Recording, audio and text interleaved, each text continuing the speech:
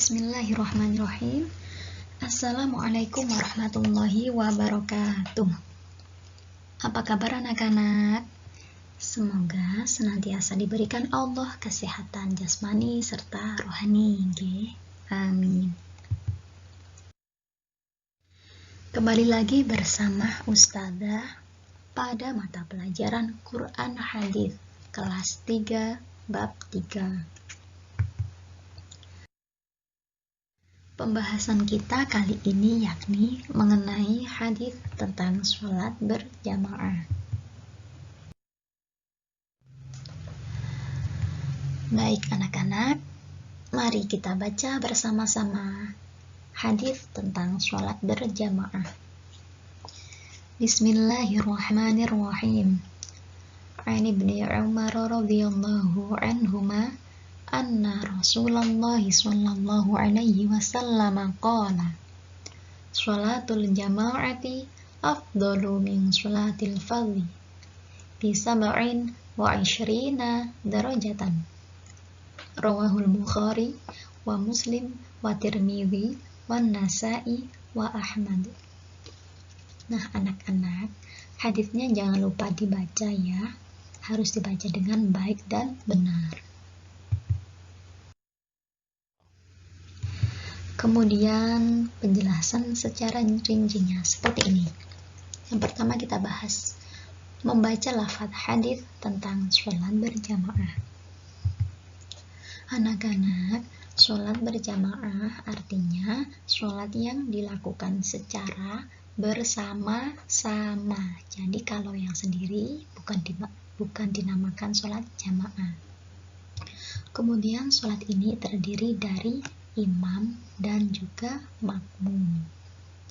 Sholat berjamaah minimal dilakukan oleh 2 orang.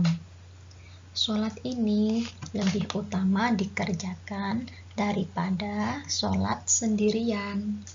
Anak-anak, biasakanlah kalian sholat berjamaah di masjid atau musola ataupun di sekolah juga boleh, monggo nggih.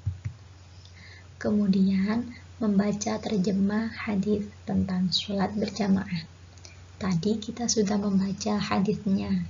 Sekarang kita baca terjemahnya. Dari Ibnu Umar radhiyallahu anhuma.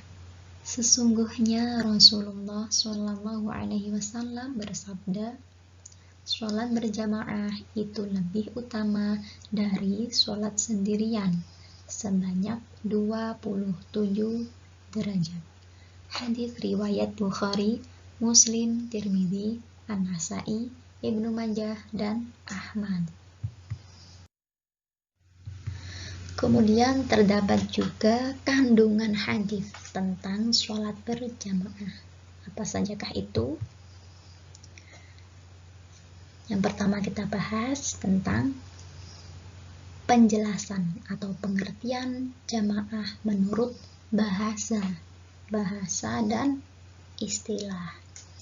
Jamaah menurut bahasa berarti kumpul, sedangkan menurut istilah sholat jamaah yakni sholat yang dikerjakan bersama-sama minimal 2 orang antara imam dan makmum. Nah, ngomong-ngomong soal imam dan makmum, siapa itu?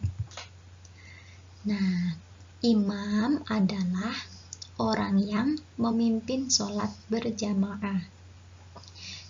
Posisi imam berdiri di depan makmum. Sedangkan makmum adalah orang yang mengikuti imam dalam sholat berjamaah. Posisi makmum berada di belakang imam. Kemudian, apakah hukum sholat berjamaah? Hukum sholat berjamaah yakni sunnah mu'akkad. Nah, apa yang dimaksud dengan sunnah mu'akkad?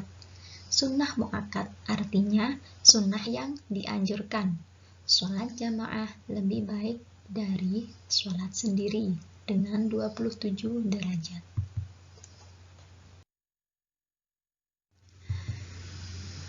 Nah, anak-anak, mengingat begitu banyaknya manfaat sholat jamaah, Nabi Muhammad SAW menganjurkan kepada kita agar sholat berjamaah, kecuali memang benar-benar uzur atau berhalangan. Anak-anak, hendaknya kita semua membiasakan sholat berjamaah di masjid, musola, maupun di rumah. Sholat berjamaah lebih utama dikerjakan di masjid.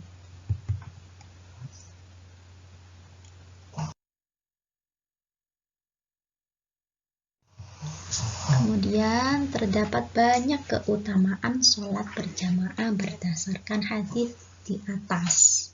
Antara lain, yang pertama, sholat berjamaah mendapatkan pahala sebanyak 27 derajat daripada sholat sendirian. Jika sholat sendiri hanya mendapatkan pahala 1 derajat. Jadi pilih yang mana, yang 1 atau yang 27? Kalau ustazah sih milih yang 27 ya, karena banyak nih. Kemudian sholat berjamaah dapat mendidik persamaan hak, karena tidak ada perbedaan baik kaya, miskin, pejabat, petani, atau buruh. Mereka semua punya hak untuk menempati shaf atau barisan paling depan apabila datang terlebih dahulu. Nah, hak mereka di hadapan Allah itu sama. Yang membedakan hanya keimanan dan ketakwaan masing-masing. Kemudian, sholat berjamaah dapat menumbuhkan persatuan umat Islam yang biasa disebut dengan ukhuwah Islamnya. Karena dengan seringnya bertemu, sesama muslim akan terbina rasa persatuan di antara jamaah. Dan yang keempat, terwujudnya rasa cinta dan saling tolong-menolong di antara sesama muslim serta kedudukannya bertambah dekat dengan Allah Subhanahu wa Ta'ala. Kemudian yang terakhir, dapat menumbuhkan saling belajar dan mengajar. Nah, anak-anak, mari kita biasakan bersama-sama untuk sholat berjamaah. Oke. Nah, cukup sekian dari ustazah. Apabila ada yang kurang jelas atau masih bingung, bisa ditanyakan dengan ustazah secara langsung ataupun lewat japri, boleh. Monggo nggih. Ustazah akhiri. Syukron katsiran, terima kasih banyak. Wassalamualaikum warahmatullahi wabarakatuh.